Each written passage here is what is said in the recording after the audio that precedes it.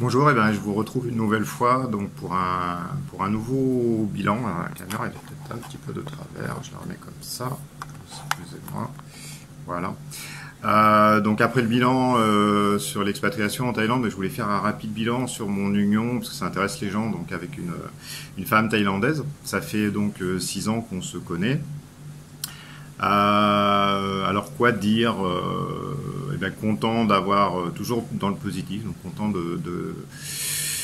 d'être avec elle. Je vois aucune dégradation, on va dire, puisque souvent les gens disent plus le temps passe, plus on voit les choses chez les gens. Donc chez Syria, non, je vois toujours égale à elle-même. Donc une fille sympa, de bonne humeur et positive, ce qui me fallait un peu dans ma vie. Comme pas mal de Thaïlandaises, je pense, qui sont comme ça, en tout cas positives, c'est vrai, et souriantes, c'est vrai aussi, et moins sujet peut-être au pessimisme ou à la dépression que les femmes occidentales. Euh, donc, quoi dire aussi? On dit aussi souvent qu'on craint que par rapport à la vénalité des femmes thaïlandaises. Donc moi en tout cas j'ai jamais ressenti ça puisque j'avais la chance d'avoir une vie on va dire confortable en France, mais bon si j'avais eu moins, si elle me disait moi franchement ça m'est égal. Et c'est vrai que nous on connaît d'autres couples à Montpellier, franco-thaï, on connaît 6-7 couples, à part un ou deux qui sont confortables, les autres sont vraiment dans la moyenne, on va dire. Les filles pourraient se trouver mieux, parce que maintenant elles connaissent Montpellier, et donc il y a mieux à Montpellier. Et pour le moment, il n'y a eu aucun abandon de la femme thaïlandaise qui est avec un Français à Montpellier au profit d'un plus riche. Donc ça dédie quand même un petit peu ce qu'on sur les bruits qui sont quand même fortement appuyés. Alors effectivement, ça existe. Ici, on voit faut aussi voir dans le choix du couple ce qui peut se faire. Donc effectivement ici il y a des vieux monsieur qui sont avec des jeunes qui sont pas mal. Donc là on peut induire qu'il y a une vénalité. Mais je pense que si vous savez choisir, si vous rencontrez la personne au bon endroit, donc ça veut dire peut-être pas forcément dans un bar. Parce que les gens vont à la facilité, donc le bar c'est facile, vous avez l'étiquette de Playboy parce que vous avez des filles qui vous courent après. C'est peut-être pas le meilleur endroit, donc il faut peut-être choisir une fille qui travaille, qui soit normale, qui soit aussi sensible à la culture et qui connaisse déjà un peu la culture occidentale, pour pas qu'il y ait trop de différences justement de compréhension et culturelle entre que ce soit pas le choc, on va dire, sur une relation à long terme. Donc ces filles-là, où on les trouve dans les endroits normaux, c'est-à-dire dans des commerces, dans la rue, au hasard d'une rencontre, et pas mal donc sur les sites de rencontres en ligne, comme par exemple moi j'ai rencontré en ligne. Bon, il y a des filles bien, on pense là-dessus. Je vous mettrai le lien de notre site si ça peut vous intéresser.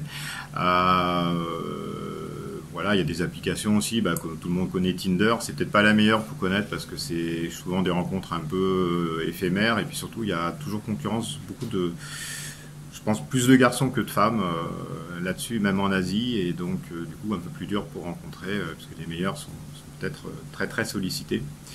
Voilà, donc pour l'aspect vénalité, encore une fois, je vous dis, oui, il n'y a pas de fumée sans feu, mais les médias montrent toujours la même chose. C'est-à-dire que les femmes russes, c'est la même chose aussi. On montre toujours le pauvre gars qui s'est fait pigeonner par une femme russe. On montre jamais les unions réussies comme moi j'en connais et comme j'avais eu 10 ans en arrière. On reparlera peut-être de mon union avec une femme russe. Il y a 10-11 ans en arrière. Donc on montre toujours la phase B, on va dire, du disque, la phase dramatique qui doit faire plus vendre que la phase, on va dire, positive. Mais donc vous voyez, moi j'en suis un exemple, phase positive. Aujourd'hui, ma femme gagne certains mois plus que moi, donc elle aurait même plus besoin de moi. J'ai vu aucun changement d'attitude. On a eu un enfant ensemble, on m'avait dit oui, une fois qu'elles ont tenu ce qu'elles veulent et qu'on est plus liés, parce que nous on est mariés avec un enfant, donc on pourrait dire ça y est, je suis tombé dans le piège. Aucun changement d'attitude non plus, notre couple il est resté exactement le même. Donc voilà. Hormis ça, qu'est-ce que je pourrais ajouter? Ça m'a permis de vivre ici. Pour le moment, donc ça fait 4 mois, je suis toujours content d'être ici. Ça m'apporte une vision différente aussi du monde. Je l'avais déjà un petit peu avant. Je découvre un pays, une autre façon de penser.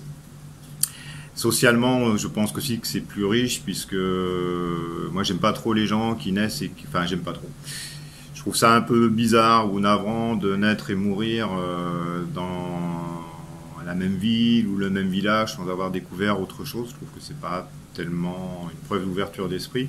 Donc ici, c'est vrai que moi je rencontre des gens qui ont bourlingué plus. Bon, ils parlent tous anglais, la majorité, que ce soit des Français, forcément ils parlent anglais. Ils ont une vue plus large, on va dire. Ils sont plus sympathiques, ils restent moins en autarcie que ce qu'on peut rester en France avec son petit ami d'enfance, la belle-mère, la sœur et le frère, et où on n'a pas besoin de beaucoup plus. Donc socialement, c'est aussi plus riche. On a, nous, une petite qui est mixte, donc métisse.